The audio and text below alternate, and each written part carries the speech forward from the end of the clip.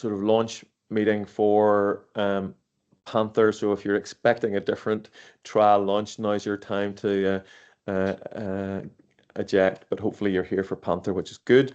We're going to run through this agenda as much as possible, as always. Keen for things to be interactive. It's not great doing these things on Teams, and it would be much nicer if we were all in person. But as much as possible, if you want to pop up your hand and ask any questions, and if we don't see you, even just shout and interrupt, and we'll stop and take any questions as we go through. We'll talk about the team. We'll do a wee bit on the study background and the trial design, then some eligibility, a bit about the subphenotypes, and then moving on to the interventions. Before we introduce the team, I guess it is just worth mentioning a couple of things. So, you know, I'm on the slide as the CI, but you know, this is a huge endeavor with lots of other people leading this alongside me. I think I saw Tony Gordon on the call, and he's a critical leadership role. We've got international collaborators, Lua Boss, Carolyn Calfee, Ewan Gallagher. So there's a huge number of other people that are delivering this. I'm gonna ask Janice to say hello, and then I'll ask Liz, and then Michael, but there's a few other people so that will just flag. So Janice, why don't you introduce yourself? Yeah, of course. Hi everyone. For those of you that don't know me, my name's Janice, and I'll be the International Trial Manager for PANTHER. So do reach out if you have any questions. Looking forward to collaborating. I'll be working closely with Liz, who's our UK Trial Manager. Liz, do you want to jump on and say hello? Yep. Hi everyone. As Jen has said, I will be the UK Trial Manager for the study, and please do feel free to contact us with any questions. And Michael? Good morning all, my name's Michael. I will be the trial monitor for PANTHER and interacting with a lot of you guys as site. So yeah, please feel to reach out whenever you need some help. Wonderful. And then I'm going to ask a few other people who aren't on the slide to say hello. So Daphne. Good morning, everyone. I'm based at the Clinical Trials Unit at Imperial, so I oversee our portfolio of studies and the operations team, and I'm really excited. This is our first platform, and there's so many of you here. This is really wonderful. Great to meet you. And Imperial Trials Unit have been absolutely fantastic in every way. So it's great that we're doing this with Imperial. So let me see, Tony, why don't you say hello? Thanks, Danny. Hi, everybody. Tony Gordon. Yeah, I'm an intensivist based at Imperial. And I think I'm as excited as Danny about the trial, because when I started my PhD 25 years ago, my plan after my PhD was to do a precision medicine trial of immunomodulated therapies. So it only took 25 years, but we're ready to start. So I am excited, Danny. Brilliant. And Amanda? Hi, I'm Amanda. I'm the clinical trial administrator on PANTHER, and I do lots of filing in the background for our TMF. And keep us out of trouble with the MHRA, which is very important. Mary, and maybe Mary, it'd be useful for you just to flag a wee bit about the ECR role that we want PANTHER to have. Yeah, sure, Danny. I know there's a slide later, so I guess I will talk about that then. But my name is Marie Smit. I'm from Amsterdam, and I'm leading the initiative on involving early career researchers in PANTHER. Brilliant. Thanks, Mary. And Ed? Hi, everyone. My name's Ed. I'm a statistician and trial methodologist based at Imperial Clinical Trials Unit, and I've put a lot of work into designing this study. And that's an understatement, Ed, if we're honest. And then finally, Nell. Hey everyone, my name's Nell. I'm also a statistician. I've been mostly working on the analysis of the trial. So yeah, very excited. Brilliant. So as Tony alluded to, we've all been at this for a bit. Many of you will have taken part in HARP 2 many years ago, which suggested that in a secondary analysis that maybe simvastatin might have a role. And many of you will also have taken part in FIND, which was in collaboration with Randox, which identified that we could actually do bedside phenotyping with the device that Randox have developed. So this is almost 25 years in the making, as Tony alluded to.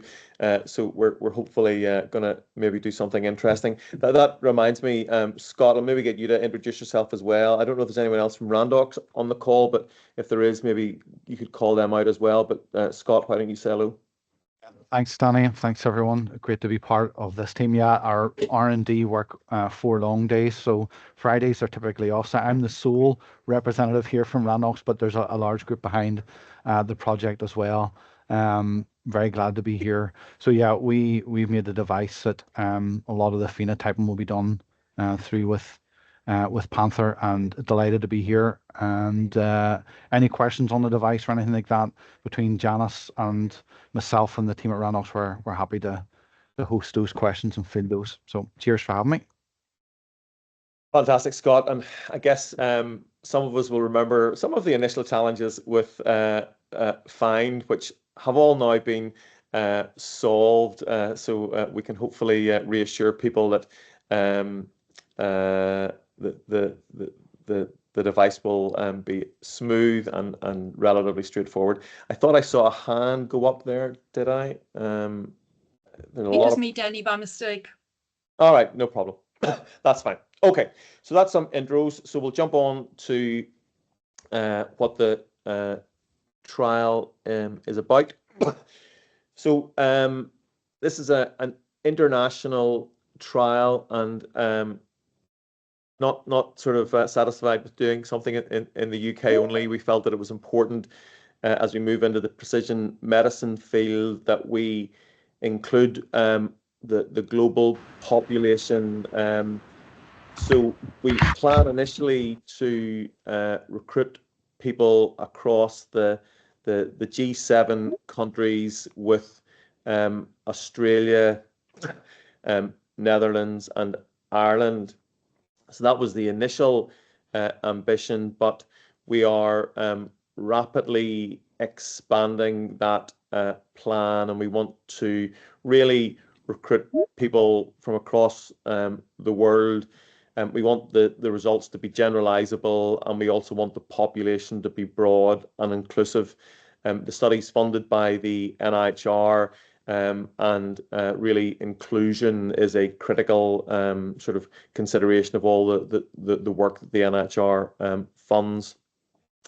And I guess just to highlight why international, and it's really that inclusive piece, but also that we can hopefully get answers quicker to improve patient care. So we're part of an international consortium.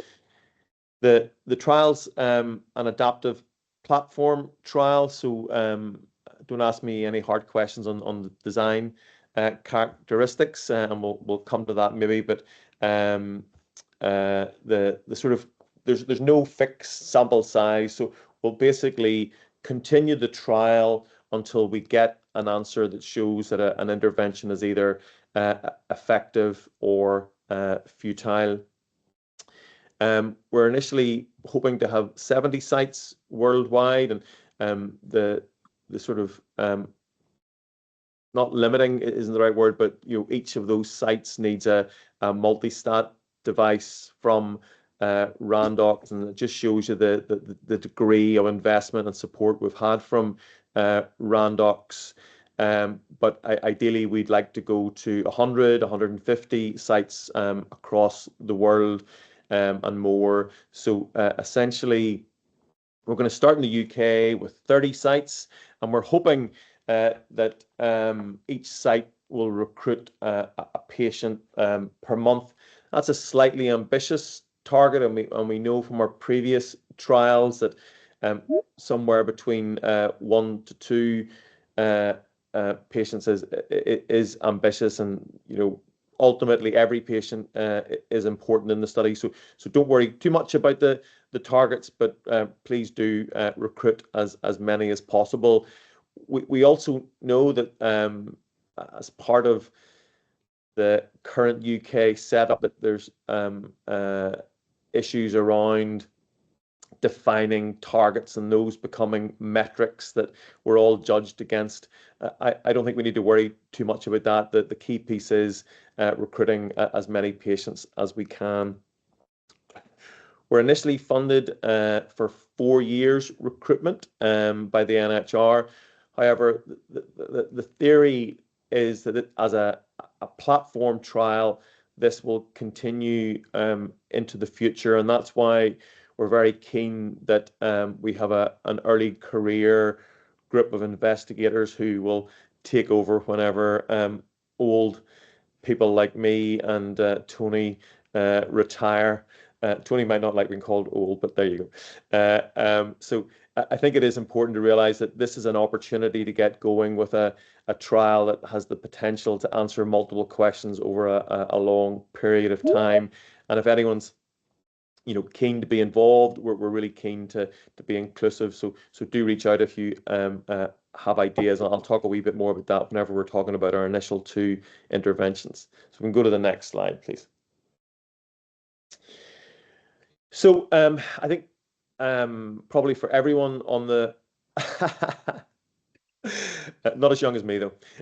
So as everyone will know, we're interested in severe acute respiratory failure and ARDS, and ultimately ARDS is this syndrome characterized by acute inflammation in the lung, which causes hypoxemic respiratory failure. And despite many years of investigation, there are no drug therapies for ARDS, which remains a challenge. In terms of that, if you maybe jump to the next slide, one of the reasons for the absence of therapies is that we're probably dealing with a very heterogeneous group of patients whenever we have this syndromic definition. And the theory is that perhaps if we are able to characterize and phenotype patients better, as the cartoon sort of suggests here, that we might be able to reduce that heterogeneity and then find effective therapies. And really, there is a huge body of evidence now to suggest that within ARDS, there are 2 inflammatory phenotypes labeled hyper and hypoinflammatory phenotypes. Those definitions may not be perfect and were forced upon us to some degree by the original journal that published the paper that Carolyn Calfee described in 2014. And probably a better term is hyperinflammatory and inflamed, but in a different way. But regardless of that, we think that these phenotypes are consistently seen across a range of cohorts, so secondary analysis of previously completed clinical trials, observational cohorts, pediatric cohorts, and indeed they probably exist beyond ARDS, and they've been found in sepsis and acute hypoxic respiratory failure, not meeting ARDS definitions as well.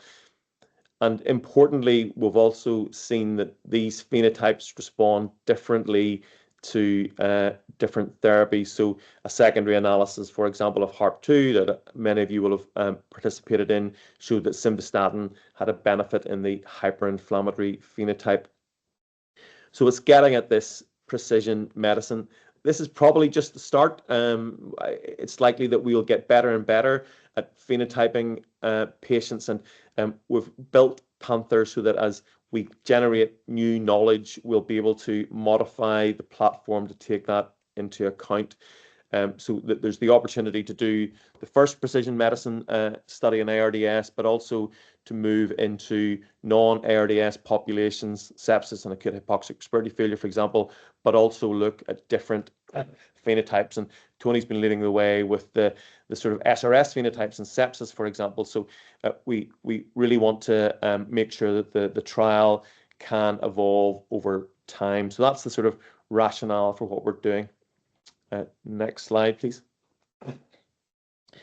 So the primary endpoint, and many of you will be familiar with this endpoint from REMAP-CAP. It's a 28-day organ support, 3 days, and that incorporates mortality. And essentially, it's a composite which forms an ordinal scale where death is the worst outcome and gets -1. And then the number of days alive and not requiring organ support contributes to the remainder of the outcome.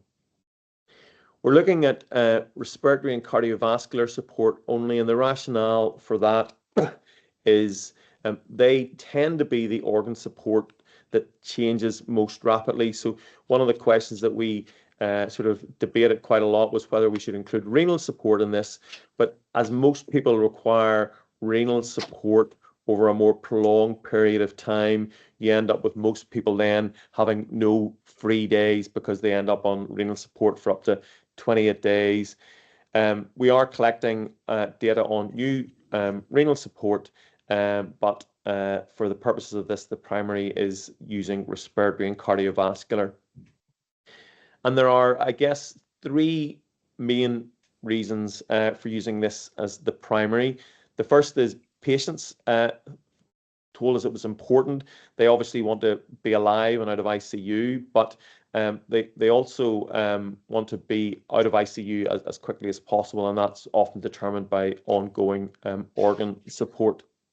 So that was one reason. The second reason we know from REMAP-CAP is that this relatively early 28-day outcome relates to mortality at 180 days. So very important in terms of long-term outcomes. But more importantly, as this is a phase 2 platform particularly, is statistically much more efficient. So we probably save about 50% of the number of patients that are required to answer questions using this as the primary outcome. So important to patients, important for long-term outcomes, but also very efficient from a statistical point of view. So we jump to the next slide. And this is the trial design, and we'll spend another 20 minutes. No, I'm joking. So this is a Bayesian adaptive multi-arm trial design, which is pretty complex, but reassuring for all of us is that we don't see the nuts and bolts going on behind the scenes. And I guess you don't need to worry too much about the design other than to say that essentially patients will come into intensive care, they'll meet the syndromic definition of ARDS, they'll then have their blood test for phenotyping collected, which essentially measures soluble TNF-1 and IL-6 alongside the worst bicarbonate, and they'll be phenotyped into hyper and hypo. That'll be done behind the scenes, so you won't know whether the patient is hyper or hyper. So again, all of this machinery happens in the background, and then you'll press randomized, and people will be randomized into one of 3 arms in the hyperinflammatory and the hypoinflammatory, and recruitment will continue until either a futility or efficacy trigger is met, and those analyses will be done essentially on a regular basis depending on hyper and hypo, as you can see here. The triggers have been simulated by Ed and the team to be the most sort of efficient in terms of the design, and the assumptions underpinning these are fairly robust in terms of the sort of, we've done multiple iterations to sort of identify how the trial should have the best operating characteristics. We'll typically only run 3 interventions at any one time, but it is possible that different interventions will be tested in the hypo versus hyperinflammatory. The hypoinflammatory, as you see, makes up probably about 70 to 80% of the population. So it's likely we'll get answers in that population for more therapies than we will in the hyperinflammatory, which makes up about 30%. So although we're going to start with the same interventions in both groups, as the trial progresses, those interventions might change according to hyper and hypoinflammatory. And if there's any questions on that, we'll defer to Ed and the team going forward. So next slide, please.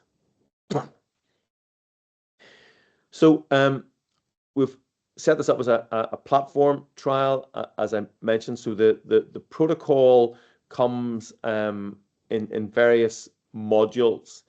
So we have a master protocol that's very much got the nuts and bolts of the overall trial, and that's generic regardless of the regional location and interventions. We then have intervention-specific appendices, and that gives the sort of information required for each of the interventions, including the intervention-specific eligibility criteria and any specific safety information that's relevant within that. We then have a subphenotype appendix, and that is to describe our approach to subphenotyping, but also, as I mentioned earlier, allow the introduction of other methods of subphenotyping. So, for example, if we were to include Tony's SRS subphenotyping in the future, or if we were to include, other ways to subphenotyping, perhaps machine learning and AI might enable clinical subphenotyping going forward. So we wanted to keep that separate. And then we have a region-specific appendix, and that's to make sure that we cover off any specific regulatory requirement in a specific jurisdiction. So rather than having to modify the master protocol, we can change that within the region-specific appendix.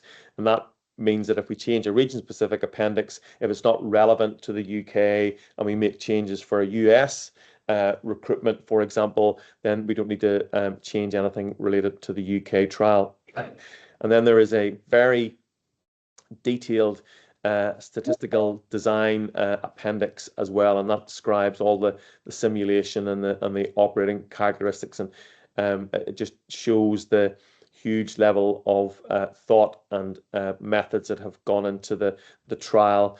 So very welcome to read that as well. So next slide.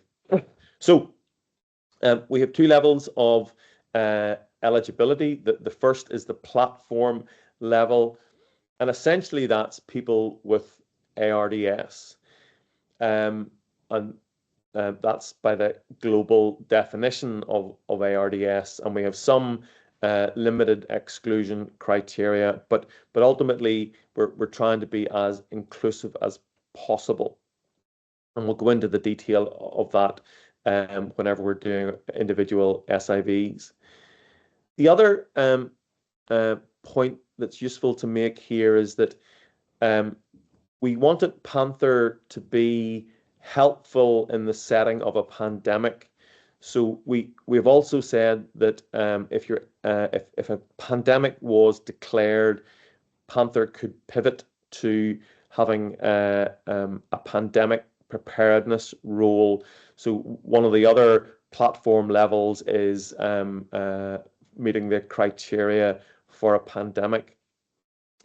The rationale for that is obviously relatively straightforward, in that we've all got memories of COVID-19 and we want to be prepared. But I think one of the challenges that we faced in COVID whenever we were doing research is that there was a lot of things tested that really had no useful phase 2 data. So we want to be prepared in the phase 2 space so that we can inform the big phase 3 trials like REMAP CAP that Tony leads in the UK to be best informed as to what therapies to test. So another, I think, potentially exciting opportunity for Panther is that pandemic preparedness piece.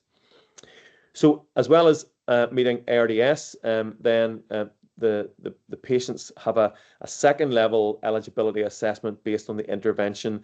Essentially that relates to the contraindications for each of the drugs that are being tested. So for example, we'll maybe talk about that going forward, but we're going to test simvastatin as one of the interventions. So, you know, if you have a high CK, for example, that would be part of the intervention level eligibility criteria.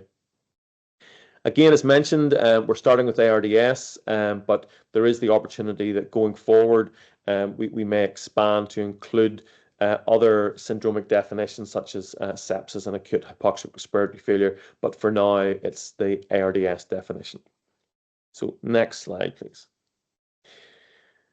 So this is just a brief description of the subphenotype. So as mentioned, Carolyn Calfee has led the way, but many others, including Lua Boss and Mary, who's on the call, have contributed to this knowledge. And essentially, we have found these two phenotypes in multiple cohorts, as I've mentioned, and they're characterized by higher IL-6, IL-8, soluble TNF-1, PI1, and the hyperinflammatory with lower bicarbonate, and essentially the opposite in the hypoinflammatory.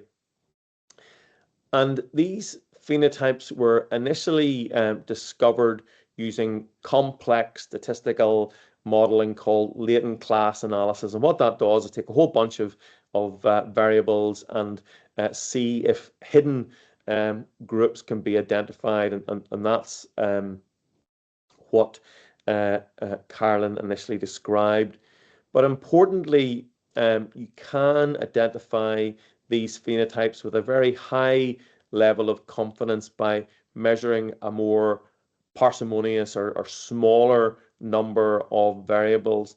So if you look at IL-6, soluble TNF-1, and bicarbonate, you can identify these phenotypes with almost the same level as confidence as with this complex statistical modeling, which allows us potentially to bring this to the bedside.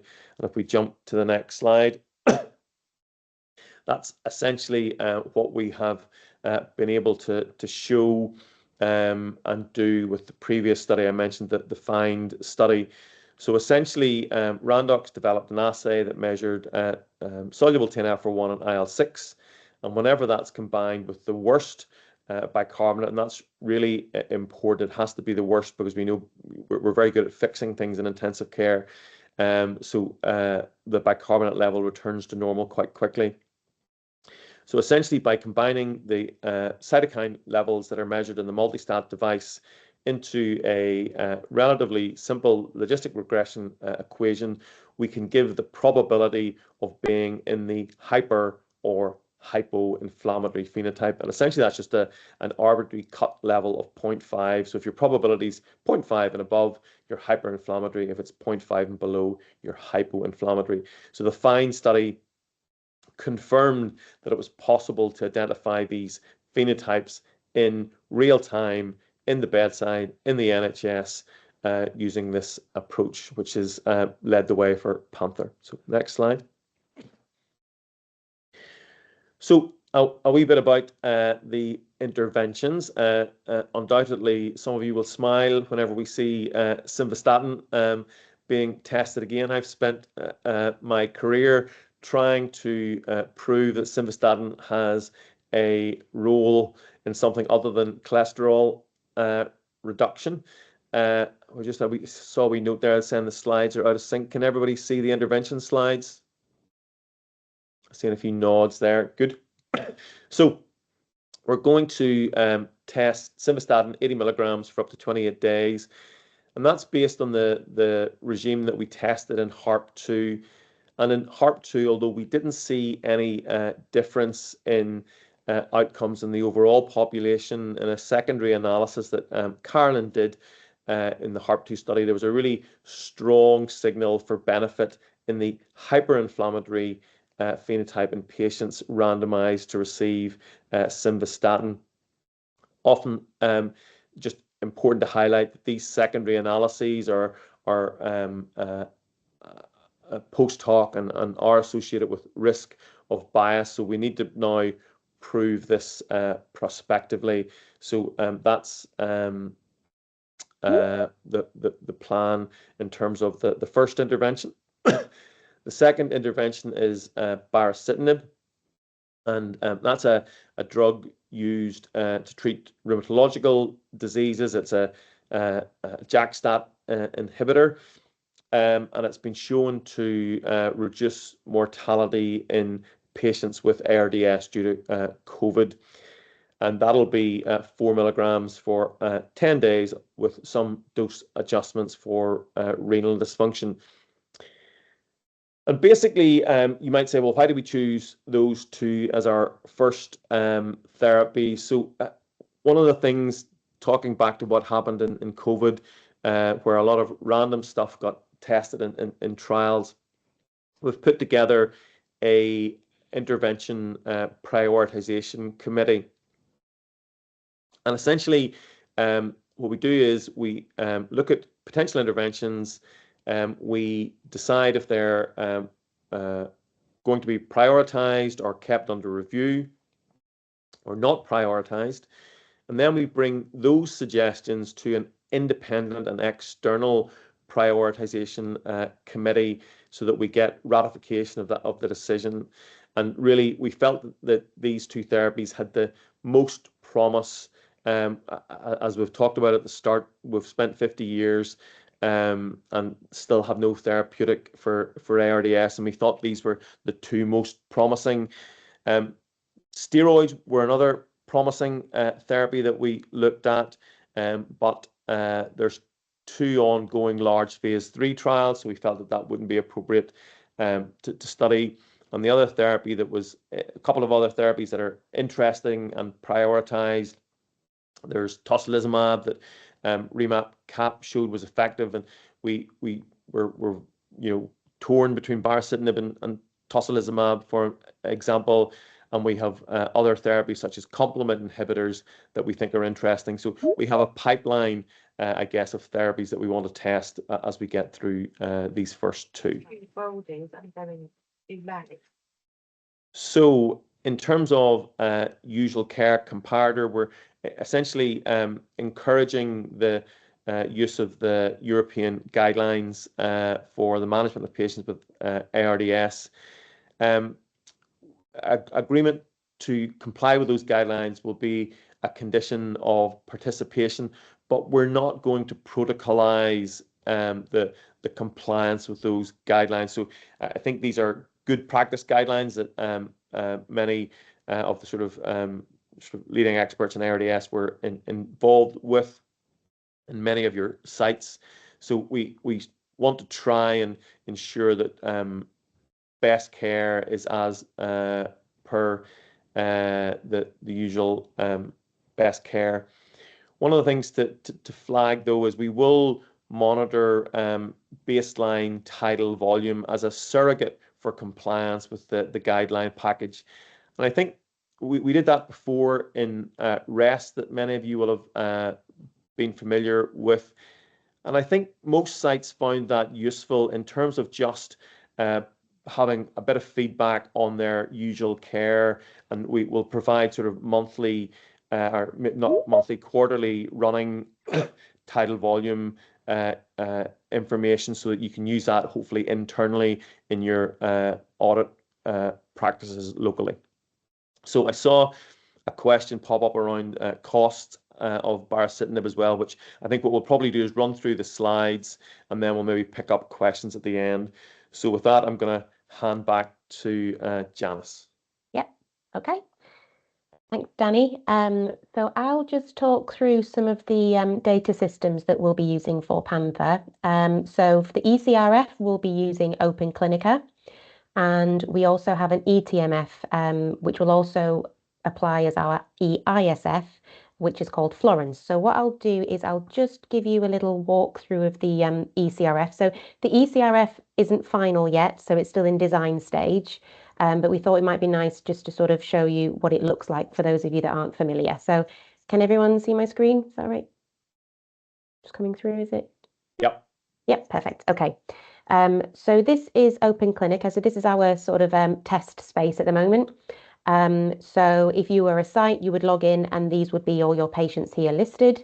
To add a patient, you'd simply add participant up here, and the ID will be auto-generated, and then that will just appear at the bottom of the list.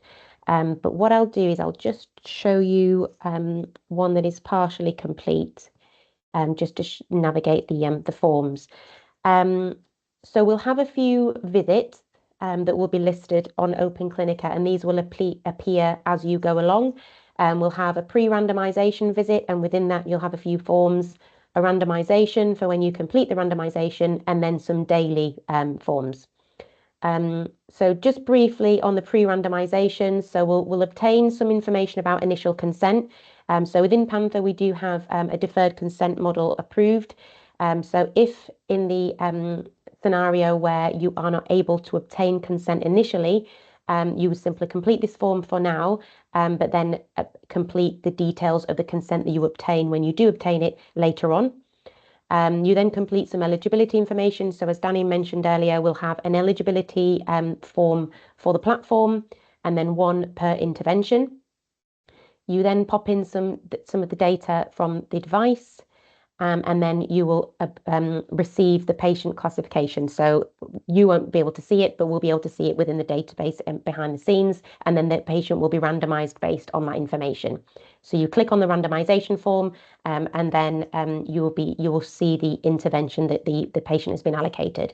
And then after that, there'll be daily forms to complete. So there'll be 20, depending on how long the patient is in ICU, the daily forms will appear for the duration of their stay, and then there will also be some discharge information, and we can capture safety outcomes, any SAEs, protocol deviations and such down here.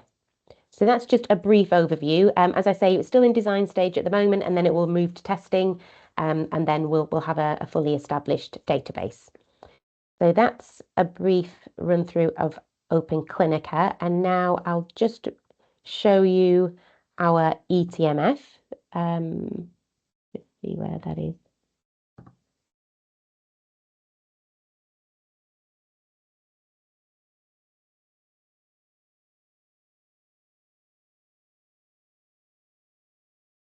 Yeah.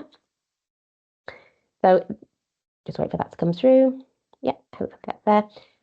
So this is how the eTMF will appear for us. It will look similar for you guys when you receive your EISF, but just wanted to just sort of show you how slick and simple this software is.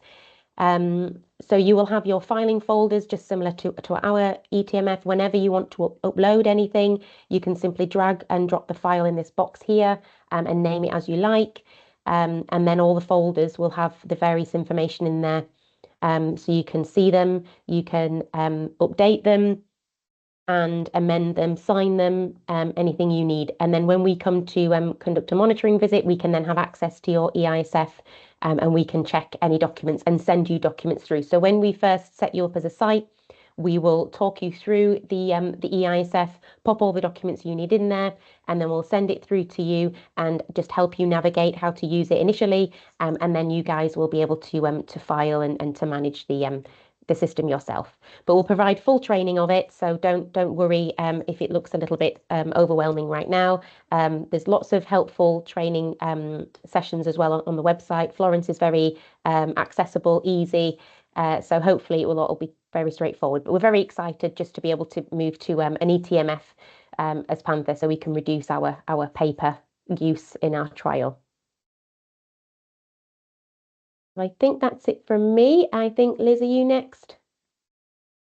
Yes, here she comes. Yep.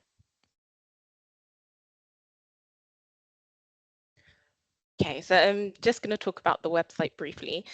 So the UK PANTHER trial website is sort of the central hub for information on the study. And as hospital staff involved in the trial, you'll be able to use the website to access the study protocols, training materials and documentation. And the ECRF and EISF will also be accessible from the website. So everything you sort of need to manage and participate in the trial will be accessible through this site. So what I'll do now is I'll just briefly show you to help you visualize the different functionalities of the website. So I stop sharing the slides and share the website. Okay, so this is our website. At the top, you'll always have a banner which tells you important updates or any meetings that are about to happen. So what's probably most important for people on the call today is this site page, which I'll just take you to quickly. So as I mentioned, you'll be able to access Open Clinica, which is our ECRF, just by clicking on the hyperlink there, and the EISF by clicking on the hyperlink there. At the bottom of the page, we have the current interventions that the trial is running. And then we also have an event series sort of box where it shows any upcoming events, and the join in link will always be on the website as well. If I just scroll up a little, clicking this contact button will open an email pop-up if you ever need to contact us about any questions you have. And then selecting this resources button takes you to where all our documents and training videos are held. So I've just clicked on that. Yep, so it's just coming up. So if you click on documents, for example, it will list all the documents that you need. And then, as Jan mentioned, we are trying to be as paperless as possible. So all our training logs for the trial will be electronic. And to complete a training module, for example, SIV, you simply click on the tab and it will list all the documents and or videos that you need to review. And once you've reviewed them, you simply click confirm, enter your details, which will send an email to yourself, which then needs to be forwarded to us and filed in your EISF, and then we'll file that in the ETMF. And then we've also got a really useful FAQs page. So if you do have a question, it may already be on here, and you can just search through that by either searching through the search box here or clicking on the topic that is relevant for you. So that is our website very quickly. I'll just share the slides again.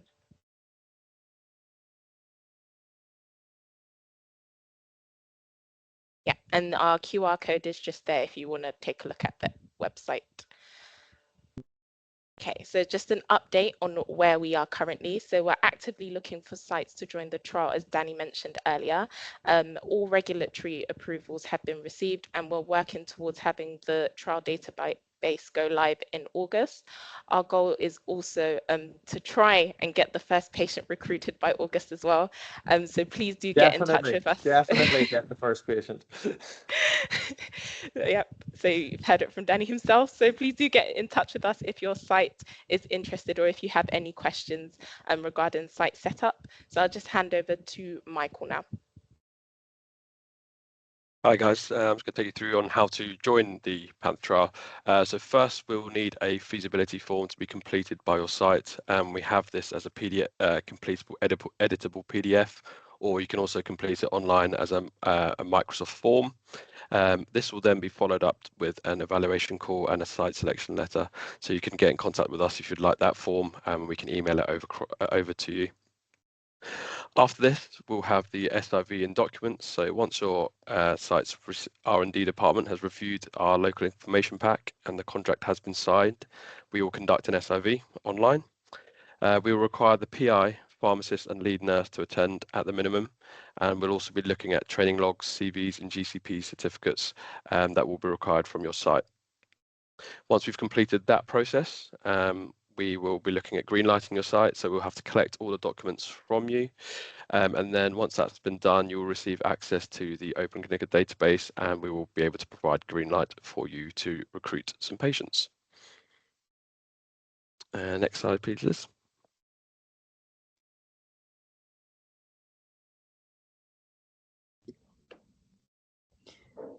So I'll take over for this slide. So within PANTHER, we want to involve the early career researchers. So we have early career researchers involved in every committee within PANTHER, and they are taking the lead in sub-studies.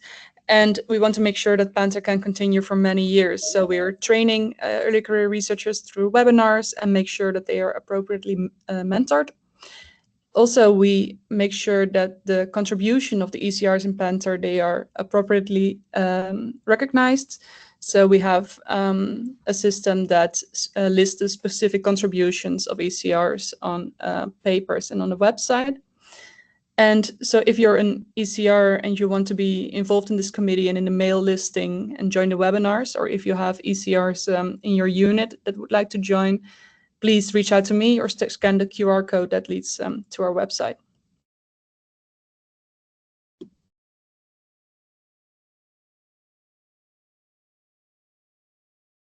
Brilliant, Mary. That's fantastic. So